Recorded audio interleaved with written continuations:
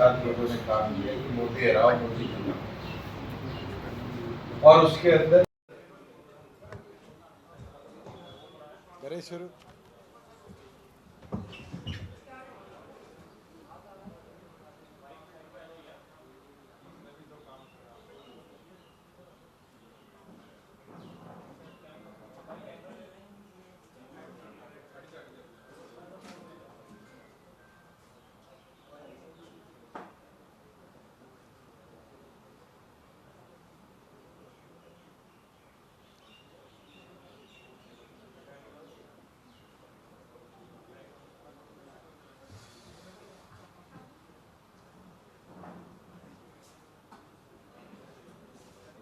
हो गए सेटल।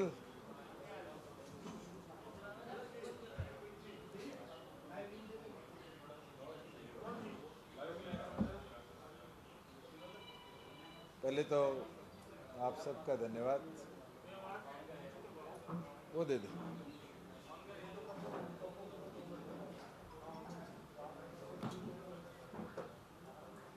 लोकसभा चुनाव के परिणाम के बाद जननायक जनता पार्टी के जिला स्तरीय बैठकें आगामी 5 तारीख से प्रत्येक जिले में जाकर कार्यकर्ताओं से फीडबैक भी लेने का काम करेंगे और फीडबैक के साथ साथ विधानसभा की भी तैयारियों में जुटेंगे। प्राथमिक तौर से आज से अगले 7 दिन सभी जो पोस्ट होल्डर रहे, कैंडिडेट्स रहे, उनके साथ विचार विमर्श करके परिणाम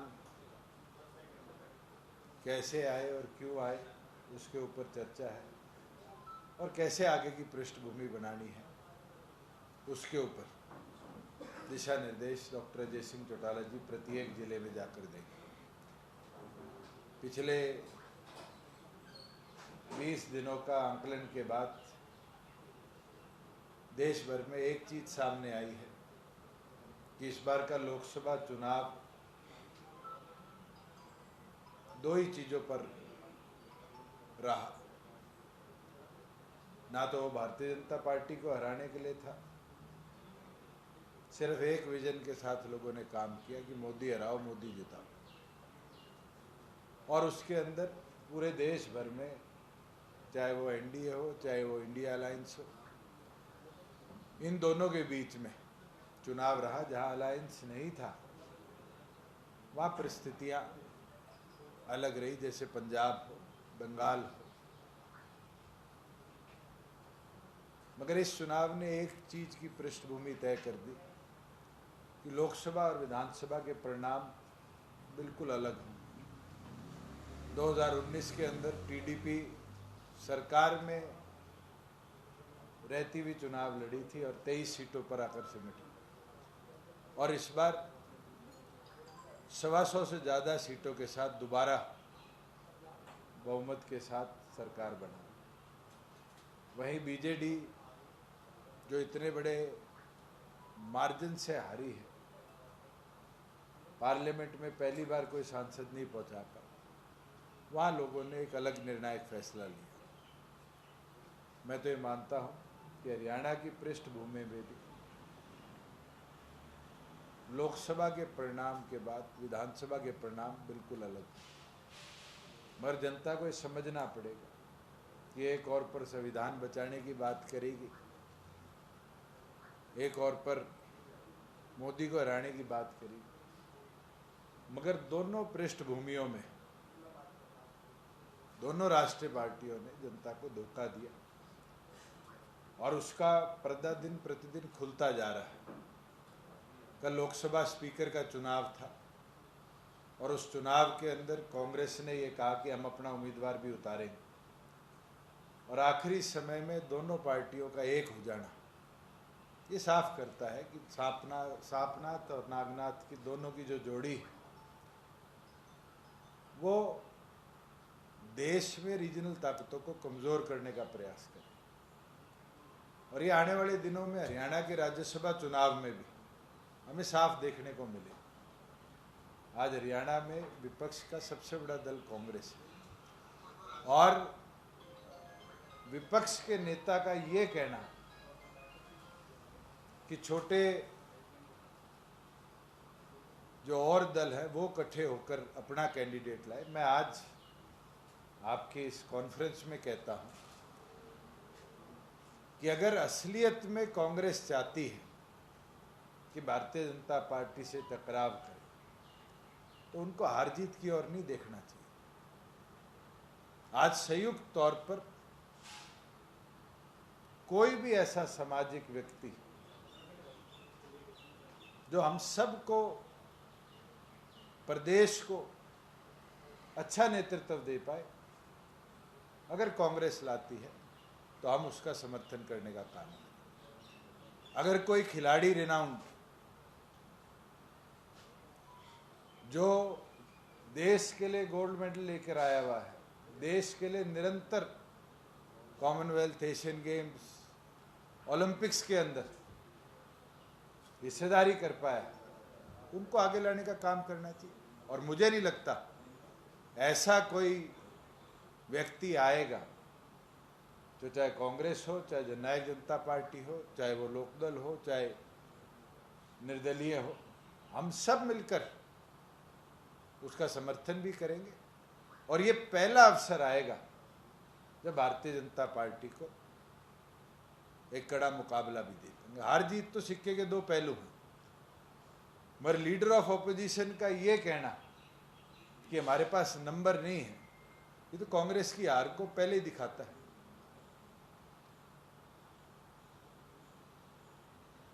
एक चीज और जो पिछले एक सप्ताह के अंदर प्रदेश में बड़ी खराब हुई है, वो कानून व्यवस्था है। मैं अगर पिछले एक हफ्ते की कटिंग्स आपके सामने रखूं तो अलग अलग जिलों में इतनी घटना हुई है जो शायद पिछले 20 सालों में एक हफ्ते में भी कभी रिकॉर्ड ना हो। चाहे वो एक कपल को मारकर पार्क में फेंकने की बात हो, एक लड़की की हत्या हो, सरेआम लूट हो, और तो और हिसार के अंदर एक एजेंसी में दिन दहाड़े 40 गोलियां चलनी और अब तक पुलिस द्वारा कोई कार्रवाई ना होनी। कल देर रात मंडी के अंदर गोलियां चलनी। ये साफ दिखाता है कि हरियाणा प्रदेश के मुख्यमंत्री ने जो गृह विभाग अपने पास रखा है उसका पूरा फेलियर है। इससे तो विज साहब भी ठीक थे, जो गृह मंत्री के तौर पर कानून व्यवस्था को तो ठीक रख रहे थे। मैं तो आपके माध्यम से ये चीज़ कहना चाहूँगा सैनी साहब को कि फुल टाइम होम मिनिस्टर प्रदेश में हो तो कानून व्यवस्था सुधरेगी। आज उनका पूर्णतौर फेलियर है कि वो लॉ एंड ऑर्डर सिचुएशन को संभाल नहीं पा। और हरियाणा प्रदेश की ये हालत शायद शराबबंदी के बाद एक बार देखने को मिली थी, और उसके बाद 5 से 10 साल लगे थे लॉ एंड ऑर्डर सिचुएशन को सुधारने में।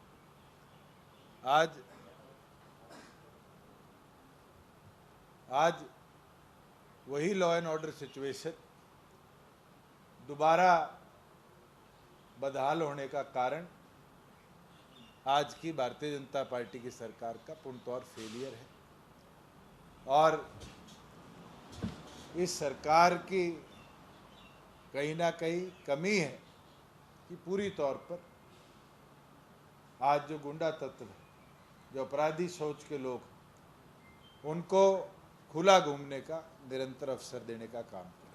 तो अब तो ये मांग करते हैं कि फुल टाइम होम मिनिस्टर प्रदेश में हो कि एटलीस्ट लॉ एंड ऑर्डर को निरंतर मॉनिटर करे और इस व्यवस्था को सुधारने का काम करे।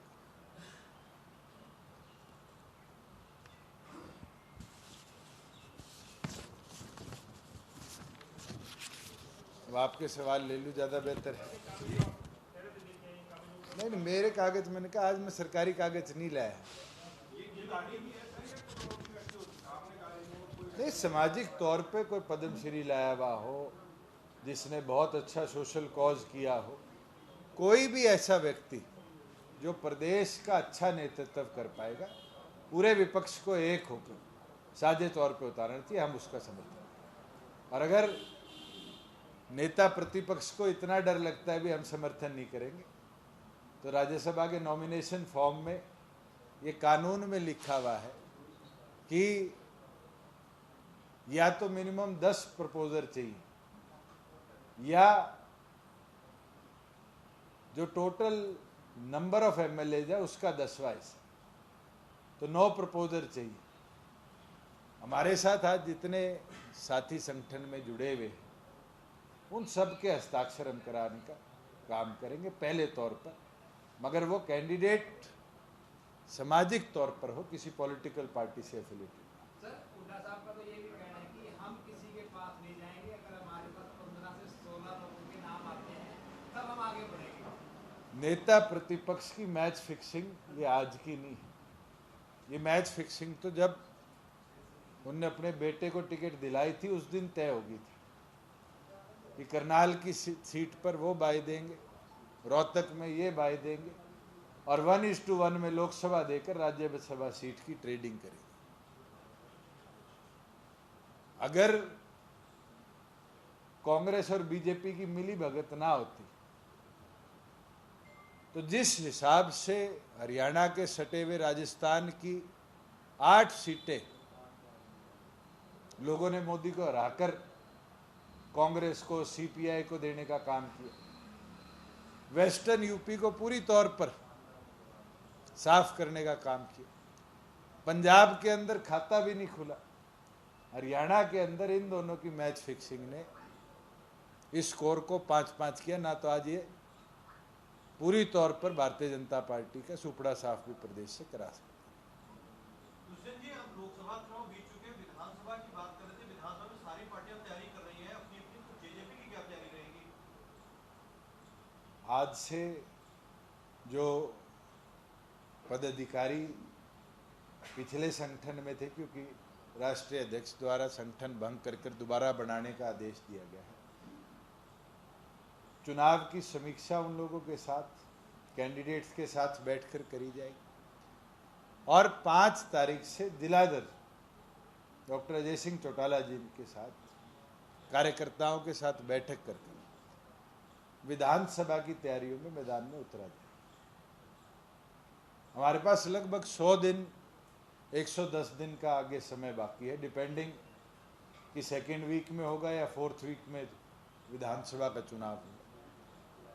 सभी कार्यकर्ता जब मैदान में वॉर फुटिंग पे आएंगे तो मजबूती के साथ संगठन को आगे ले जा पाएंगे। पिछली पृष्ठभूमि को आंकना जरूरी है, मगर नई तैयारी करनी जरूरी है, और बदलाव के अंदर मैं तो ये मानता हूं कि जनता जननायक जनता पार्टी का पूरा साथ।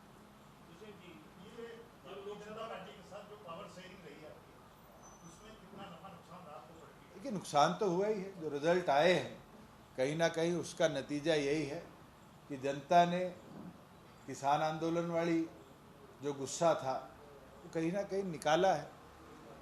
और मैं तो एक पुरानी अपने कहावत है, मेरी मदर कई बार कह देती है, गेहूं के साथ गुण भी पिसता है, तो कहीं ना कहीं उसका नफा नुकसान जो था हमें भी झेलना पड़ा।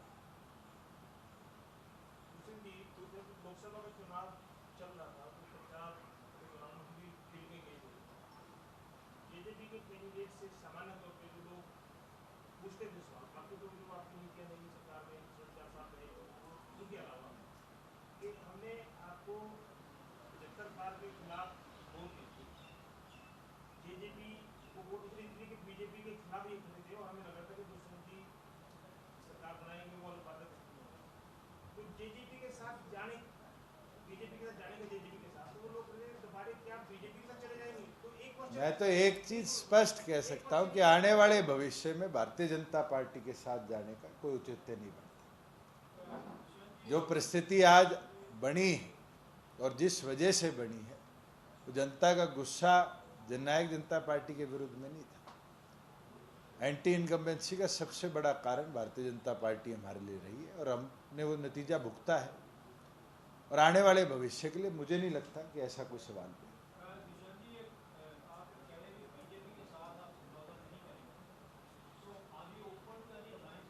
देखो भविष्य में किसके साथ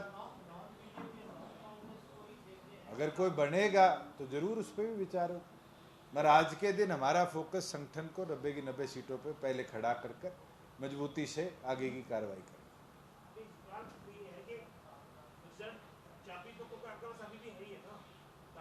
चाबी तो 29 तक रहेगी ना, चिंता करो। मैं कहा 2 चुनाव का तो इलेक्शन कमीशन का कोड है, वो चिंता नहीं करो।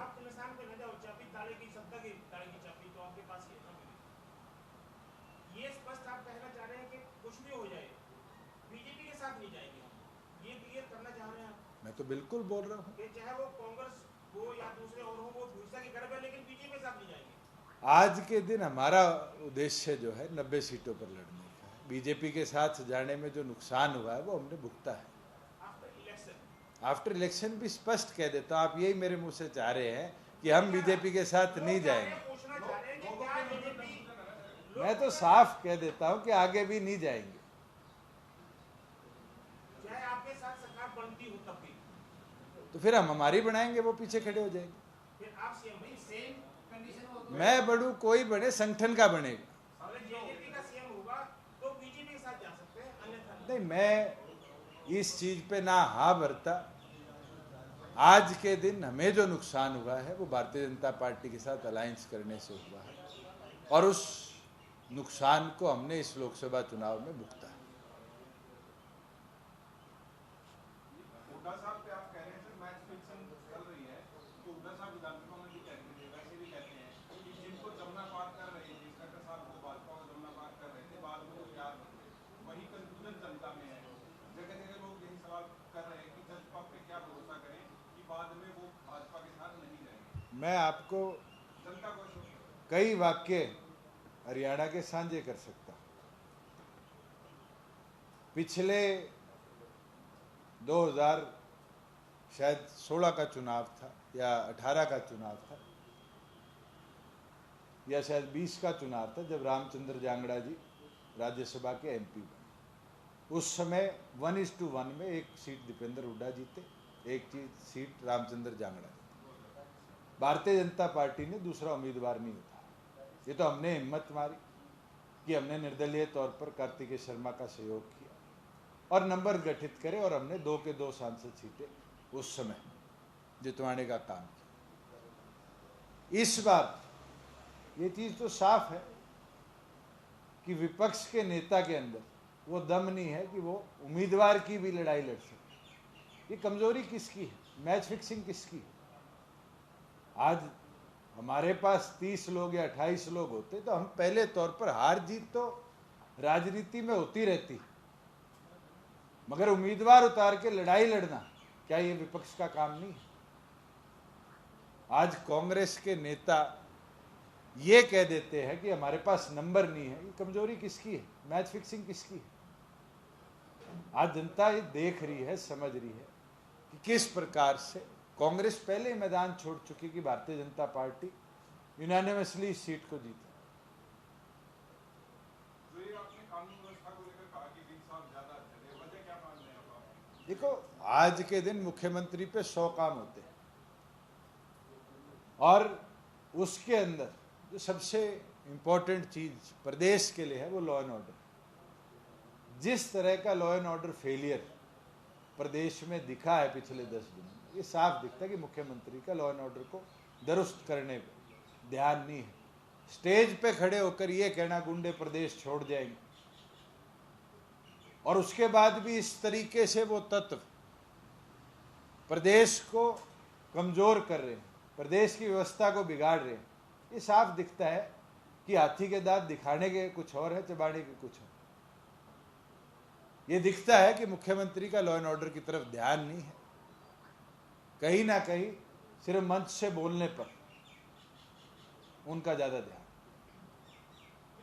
अकाली दल के साथ बहुत अच्छा संबंध आपके रहे हैं और अब वहाँ भी फूट पड़ गई है, कैसे देखते हैं आप? देखो, मेरे मीडिया के साथियों की नॉलेज से आया है। मैं मानता हूँ देश का सबसे पुराने संगठनों में से एक है, और व्यवस्था संगठनिक तौर पर संभालनी नेतृत्व का काम होता है। संगठन में लोग आएंगे भी जाएंगे भी। तो देवीलाल जी के साथ सरदार प्रकाश सिंह बादल जी के साथ उस समय भी कितने लोग आए, उनको छोड़ के गए समय समय पर। मगर संगठन अगर मजबूत रहेगा तो फिर कोई आपको तोड़ नहीं सकता। देखो, अब वो तो उनके इंटरनल संगठन का इशू है, मगर रीजनल पार्टी एक ट्रेनिंग पार्टी होती है। बहुत से लोग ट्रेनिंग लेकर और फिर दूसरे राष्ट्रीय दलों की तरफ जाकर अपनी शुरुआत करते हैं। दूसरे भी 4.5 साल सरकार में रहने के दौरान आपको कभी लगा कि सरकार गलत डायरेक्शन में जा रही है और आपने कोर्स करेक्शन करने की कोशिश की? बहुत बार करी, बहुत चीज़ों पर करी और सुधरी। प्रदेश के अंदर बहुत सी चीज़ें हम सुधार पाए हैं। मैं तो शायद इंद्री के विधायक का बयान पढ़ रहा था, सड़क बनाना मेरा काम नहीं है। हमने तो सभी विधायकों को 25-25 करोड़ रुपया 2 साल दिया कि सड़कें सुधारो, आप ही रिकमेंडेशन दो, आप ही कराओ। ऐसा क्या हो गया कि 3 महीने बाद विधायक ये कहते मेरा काम नहीं। आज के दिन 20,000 किलोमीटर का रोड नेटवर्क अगर 4.5 साल में सुधारा है तो विजन के साथ ही सुधारा है। हमने महिलाओं को चाहे रिजर्वेशन दी हो, चाहे प्रदेश के अंदर डिजिटल लाइब्रेरीज बनाने की बात करी हो, जो हमारे तालाब मनरेगा आने के बाद कभी नहीं खुदे थे, हजारों की तादाद में उनको सुधारीकरण की बात हो, उन पे वॉकिंग ट्रैक बनाने की बात हो, कम्युनिटी सेंटर बनाने की बात हो। ये मुझे लगता है कि हमने सुधार की ओर ले जाने का ही काम किया था।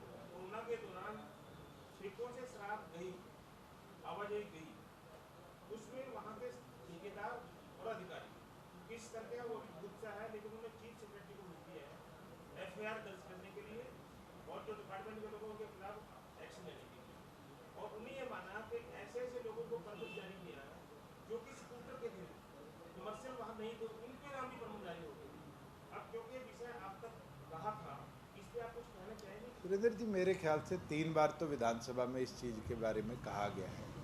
हजारों बार आप लोगों ने भी अलग अलग जगह यही सवाल पूछा है। हमने पहले दिन ही इसके खिलाफ इंक्वायरी भी करवा ली, उन लोगों के खिलाफ सख्ती भी करी, उन लोगों के अरेस्ट भी हुए जो लोग इन्वॉल्व थे। कई ज़िले नहीं थे, एक ही ज़िला था सोनीपत, जिसके अंदर शायद 1 दिन परमिट इशू हुए थे और उस परमिट के बाद भी डिस्पैच नहीं हुई।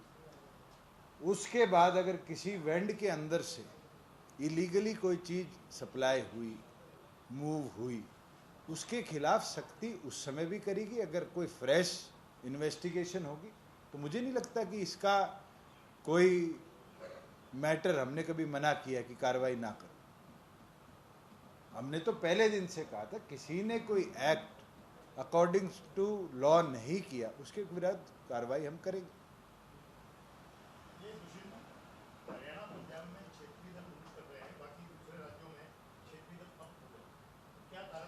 ये तो समय है।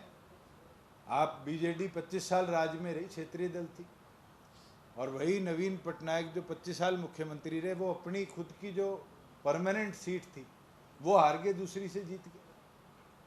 आज क्षेत्रीय दलों की बात करूं मैं तो आप परफॉर्मेंस शिवसेना ठाकरे का देख लीजिए, शरद पवार जी का देख लीजिए, AIDMK का देख लीजिए। आज रीजनल तौर पर नेशनल कॉन्फ्रेंस जम्मू कश्मीर में 2 सीटें जीत गई और खुद ओमर अब्दुल्ला हार गए। ये तो जनमत है, और जनमत हमें एज पॉलिटिकल पार्टी हमेशा स्वीकार भी करना चाहिए, और जनता ही है जो जिताती भी हराती भी।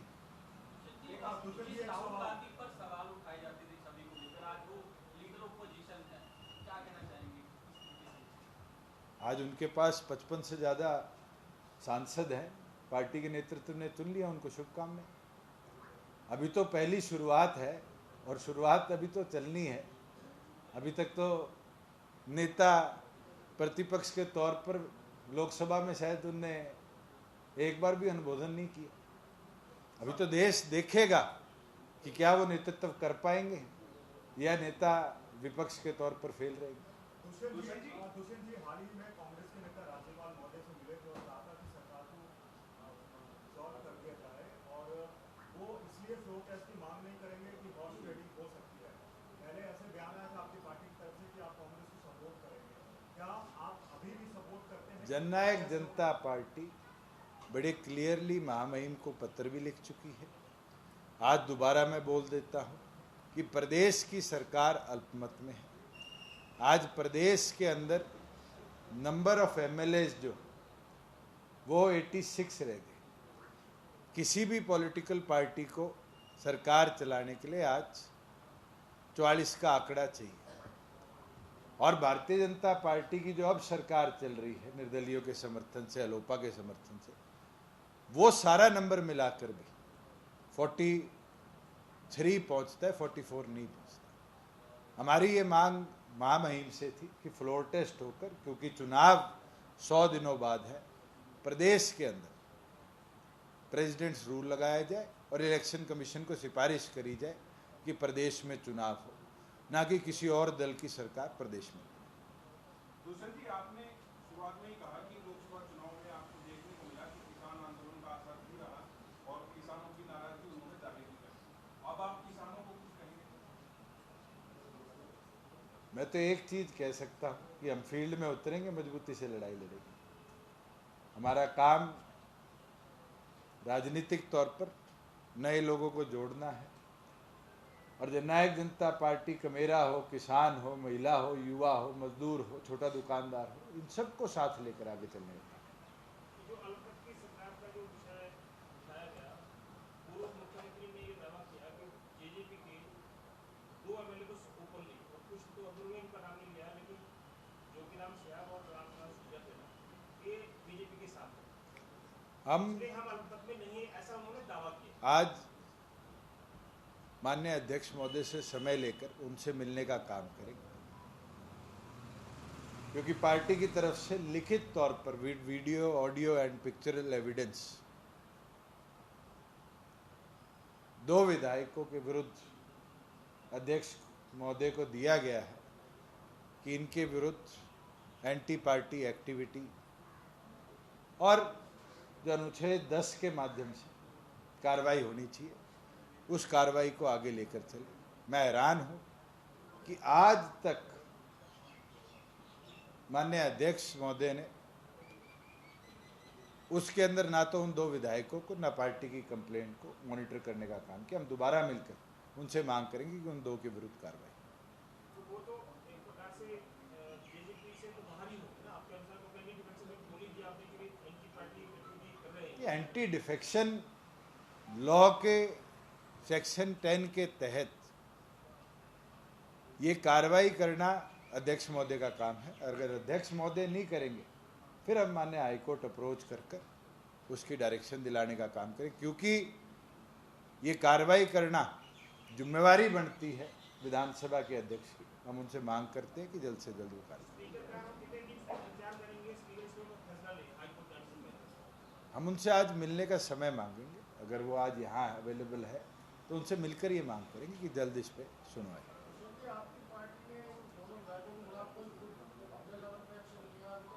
पार्टी का एक्शन तो यही है कि एंटी डिफेक्शन लॉ के तहत उनकी मेंबरशिप विधानसभा की सीज हो, और इतिहास के अंदर भी ऐसे एक जगह नहीं कई प्रदेशों में कार्रवाई हुई है, चाहे वो हिमाचल हो, चाहे हमारे ही साथ आए हुए 4 एमएलए के विरुद्ध पिछली विधानसभा में हो, चाहे वो महाराष्ट्र की बात हो। ये कार्रवाई हमेशा विधानसभा के अध्यक्ष ने टाइम बाउंड मैनर में करी। मगर ये दिखता है कि करंट गवर्नमेंट को बचाने के लिए माननीय अध्यक्ष भी कहीं ना कहीं पैरिटी दिखाने का काम कर रहे हैं।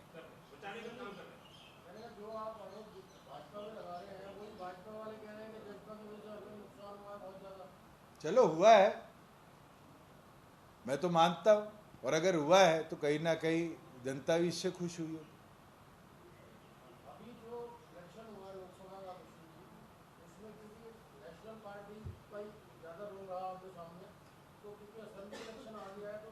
को हम टच करेंगे, कार्यकर्ताओं के साथ विचार विमर्श करेंगे और उसके बाद संगठन का विस्तारीकरण कर आगे जो हमारे भविष्य में कैंडिडेट्स होंगे फिर एक एक हल्के को टच कर एक एक गांव को, एक एक घर को टच करने का अभियान बनाएंगे। हमारा ये टारगेट है कि 15 जुलाई तक सभी 22 जिलों को हम टच करने का काम करें, सभी कार्यकर्ताओं से बैठक करें, विचार विमर्श कर जुलाई के अंदर ही जन जागरण अभियान को आगे लेकर जाएं। जैसे आपने लोकसभा के लिए पूरी 10 की 10 लोकसभा की तैयारी की थी, अब 90 के 90 विधानसभा की तैयारी में आप जुड़ गए, 5 तारीख से जुड़ रहे हैं। राजनीति में क्या होगा संभावना है उनको पता नहीं, लेकिन जैसे इंडिया गठबंधन से हरियाणा में कांग्रेस से आम आदमी पार्टी अलग हो रही है, कांग्रेस ने कहा कि हमें गठबंधन, क्या आने वाले विधानसभा चुनाव में बीजेपी के साथ आपने मदद कर दिया है, क्या आम आदमी पार्टी किसी और के साथ कुछ संभावना, किसके साथ क्या क्या होगा भविष्य में? सबसे पहले तो कार्यकर्ताओं के साथ विचार करना हमारी प्राथमिक जिम्मेवारी है। 15 जुलाई तक उन सब के साथ विचार करेंगे, उसके बाद ही कोई ऐसी गतिविधि के ऊपर चर्चा भी शुरू। आज के दिन हमारा एक लक्ष्य है कि जल्द प्रदेश के सभी 22 जिलों के कार्यकर्ताओं के साथ बैठक करी जाए। डॉक्टर अजय सिंह चौटाला जी के नेतृत्व में प्रदेश के प्रत्येक जिले को और सभी कार्यकर्ताओं से हम मिलकर संगठन को दोबारा बनाने का और संगठन की कार्रवाई। जो लोकसभा चुनाव के दौरान थोड़ा किसान आंदोलन के नाम पे कुछ लोगों ने आपका रास्ता रोका, दिग्विजय जी का रास्ता रोका, तो क्या उस वक्त, क्योंकि आप सरकार के साथ थे, सरकार के साथ रहने का ये भी होता है कि सरकार की नीतियों का समर्थन करना होता है, तो क्या आज आप ये मानते हैं कि किसान 3 काले कानून जिनको बोलते हैं किसान, उस वक्त आपको किसानों के साथ जाना चाहिए था, ये कुछ कमी रहेगी थी, या कुछ कोई स्पष्टीकरण आप देना चाहते हैं उसमें? सुरेंद्र जी, ये तो वो खाई है जिसकी गहराई आप नहीं नाप सकते। किसानों के साथ तो इंडियन नेशनल लोकदल के विधायक ने भी इस्तीफा देकर जाने का काम किया। आज कुरुक्षेत्र में कितने वोट आए? आज विरोध करने वाले भी हमारे ही हैं, हरियाणा प्रदेश के वोटर हैं। अगर कोई रोष किसी चीज का है तो अपने पे निकाला जाता है, पराये पे नहीं। कोई केरला से, जम्मू कश्मीर से आके तो विरोध नहीं कर, अपनेपन में किया है। अपनेपन में तो 1991 में चौधरी देवीलाल जी का भी हुआ था। मैं एक चीज कहता हूं कि किसी के मन में कोई गिले शिकवे थे, लोगों ने विरोध में दूर कर ली। वही विरोध करें, वही गले लगाएंगे। कोई नए वोटर तो आएंगे नहीं, 2 करोड़ वोटर है, यही रहने हैं। किसी ने गुस्से निकालने का एक तरीका ढूंढा। ऐसे तो मेरी माताजी की गाड़ी के ऊपर भी पत्थर फेंका गया और फिर सामाजिक तौर पर वही सब इकट्ठे होकर आए और उनने माफी भी मांगी और उनने माफ भी किया। मैं तो आज नहीं, आपको शायद 2021 की प्रेस कॉन्फ्रेंस भी याद हो, इसी जगह थी जब आपने एमएसपी कानून पे बात करी थी। मैंने जब भी प्रेस कॉन्फ्रेंस में कहा था कि अगर एमएसपी से छेड़छाड़ होगी तो हम रिजाइन करेंगे। और हरियाणा प्रदेश में उस समय 8 फसलें खरीदी जाती थी, हमने उसको 14 करने का काम किया। एमएसपी सबसे बड़ी मांग है और हमारा संगठन हमेशा उस मांग के साथ खड़ा रहा। डाउट जता रहे हैं, वो राज्यसभा उम्मीदवार खड़ा करने पर भी यही डाउट जता रहे हैं कि आपके साथ कितने एमएलए हैं। अगर ये कॉन्फिडेंस हो कि 10 के 10 आपके साथ है तो हो सकता है वो उम्मीदवार लेके। अभी तो आपके साथी ने पूछा था कि 2 के विरुद्ध आप कार्रवाई कर रहे हैं। 2 को हमने नोटिस भेजा हुआ है। मैं एक चीज कहता हूं, आप अपना कैंडिडेचर ले आइए भूपेंद्र हुड्डा से, दुष्यंत चौटाला सबसे पहले साइन करें। आज विपक्ष में होने का मतलब है सरकार से टक्कर लेनी, और अगर सरकार से टक्कर लेने का मादा कांग्रेस रखती है तो उनको फॉर्म भरना चाहिए, चाहे आप में से किसी साथी का भरा ले, हम समर्थन देंगे।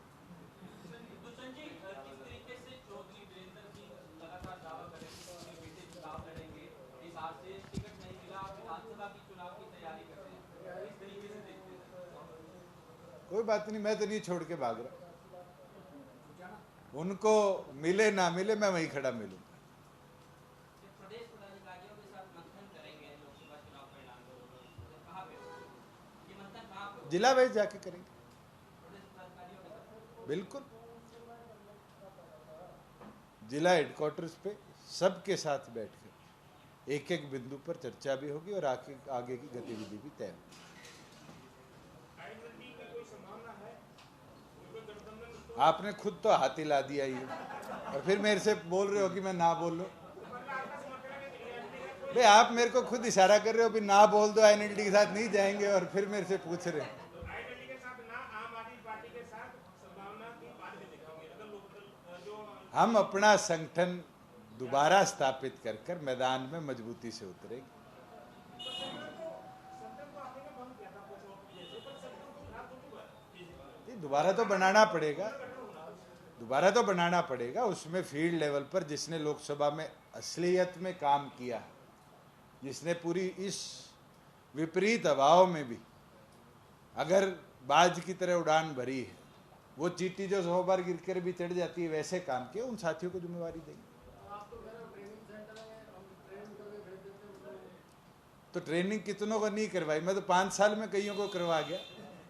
चौधरी देव, मैं तो कई बार कार्यकर्ताओं के साथ बैठकर चर्चा करता हूँ कि हमारे संगठन का नाम तो ताऊ ट्रेनिंग पार्टी होना चाहिए, जहाँ लोग आते हैं, ट्रेनिंग लेते हैं और फिर भाग जाते हैं। मगर आप ये देखो कि हमारी सोच में युवाओं को नेतृत्व देना, महिलाओं को नेतृत्व देना, कमेरे को नेतृत्व देना, इस सोच को कितनी जगह मिली है। और आज से नहीं, पिछले 5 दशकों के इतिहास को उठाकर देखना।